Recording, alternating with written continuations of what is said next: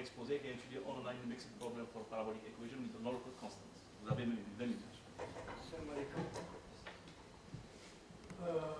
On va aborder un problème,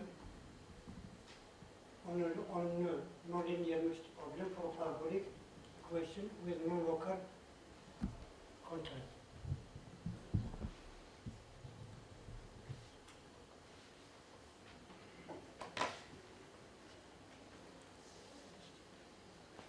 Avec condition non locale, c'est la condition intégrale. Pourquoi? Parce que la motivation,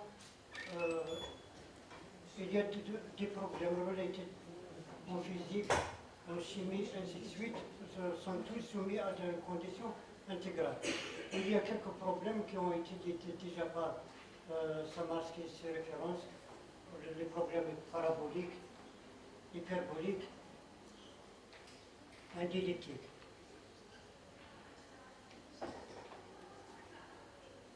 Notre problème non linéaire, donc c'est défini par l'équation 1.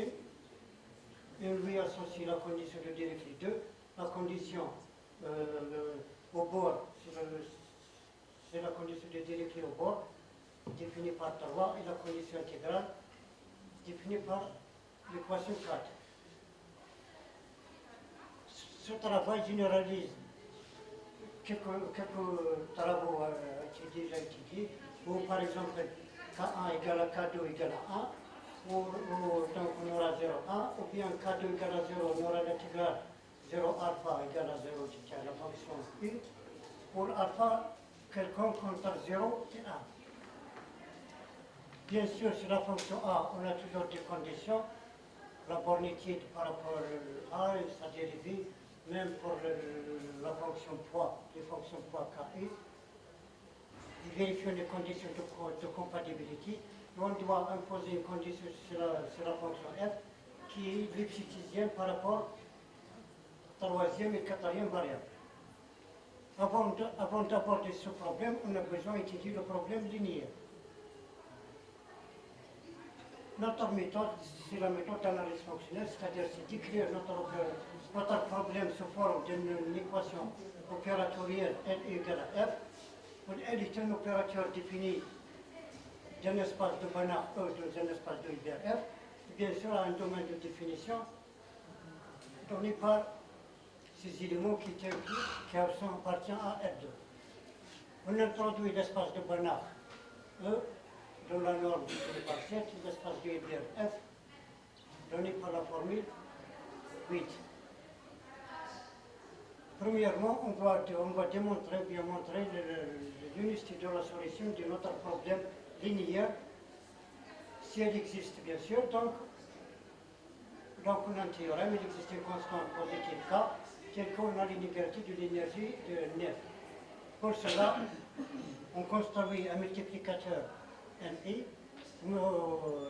en multipliant l'équation linéaire par le multiplicateur, en intégrant par exponentielle moins ct multiplicateur, en intégrant sur l'intervalle 0,1, c'est-à-dire produit scalaire d'un espace R2. Après des calculs, on aboutit à cette formule 11. Donc, en utilisant les inégalités de Horders, on aboutit à notre estimation qui nous permet de conclure l'unicité de la solution. Notre opérateur généralement n'est pas borné, donc on doit passer à la fermeture de notre opérateur. Donc on doit imposer une définition, ou bien donner une définition de solution qui a le problème qui est là, ce qu'on appelle des solutions fortes, qui sont solutions de l'équation L bar U égale F. Où L bar, c'est la fermeture de l'opérateur L. Donc, par définition de la fermeture de l'opérateur, donc l'inégalité de l'énergie reste valable pour l'opérateur L bar. Et de cette inégalité, on déduit l'unicité de la solution forte, si elle existe bien sûr. Donc, ce sont des propriétés. Un de l'image de L bar, c'est l'adhérence de l'image de L. si la solution, donc, maintenant on passe à l'existence de la solution, on doit utiliser le théorème de projection.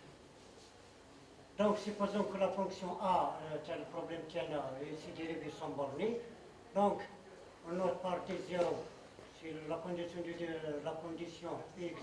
condition initiale égale à 0. Donc, si pour E en l'égalité 14, ce qu'on appelle le produit scalaire. Donc, l'égalité 14 x par décalqué, donc devient l'égalité 15 avec ρ est donné par cette formule. Le A, tous les 10 sur dx, A et x. On introduit les opérateurs de régularisation. Et on fait le changement de variable, la fonction e par sa fonction régularisée, en utilisant la relation qui donne à 2 t et epsilon. Pour le bêta epsilon, c'est un opérateur donné par cette formule. Donc l'égalité du fougue devient 16. On peut démontrer que l'opérateur A admet une inverse bornée dans l'espace R2. Donc la condition intégrale est définie. Alors la fonction j epsilon, la condition intégrale, j'ai oublié le K1, K1, K2. Donc, par décalquer dans l'analyse fonctionnelle, en utilisant le théorème de Banach,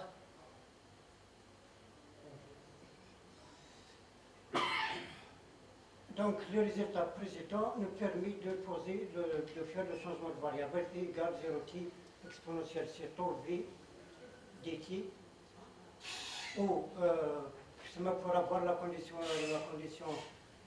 intégrale, la condition limite et la condition initiale, on choisit C tel que vérifié à la fin libre, donc on aura cette formule de W égale à 0. Ce théorème nous permet, si on utilise donc R2, R bar, donc on doit démontrer que l'image de R bar, l'image de R est dense dans R pour avoir l'existence de la solution où elle s'exprime par la condition d'orthogonalité, puisque F est un espace de Hilbert. Donc, en utilisant la théorie classique, on aura phi égale à 0, d'où l'image de l'opérateur L, c'est pas A, égale espace R. On passe maintenant au problème non linéaire. Le problème non linéaire en utilisant la méthode de superposition, c'est-à-dire on fait un changement de variable E égale W plus E qui est à X, tel que le E, le grand E, c'est la solution des problèmes linéaires, et la fonction W sera la solution des problèmes 25-28. Le problème 21-24, donc c'est un problème linéaire, donc le résultat des parties précédentes, il est important pour déduire que la solution existe et est unique. Pour le problème 25-28, donc c'est un problème non linéaire, on doit utiliser ce qu'on appelle les suites, ou bien la méthode itérative. On va construire, on introduit ces espaces avec les conditions ad hoc. Donc, on définit qu'est-ce que ça veut dire une solution faible. On choisit un multiplicateur, on multiplie dans l'équation tiers le problème de la variable W. Donc, on aboutit à cette définition. Donc, une solution faible du problème tiers non linéaire, donc c'est une fonction W qui vérifie la condition 32 et 30. Donc, 32 ou l'égalité du Fouga. Ça, c'est ce qu'on appelle la solution faible. Donc, en utilisant les méthodes itératives, donc pour W0 donné, on construit une suite. On déduit que la suite Wn est convergente. Donc, reste à montrer que la solution faible, on passe les limites.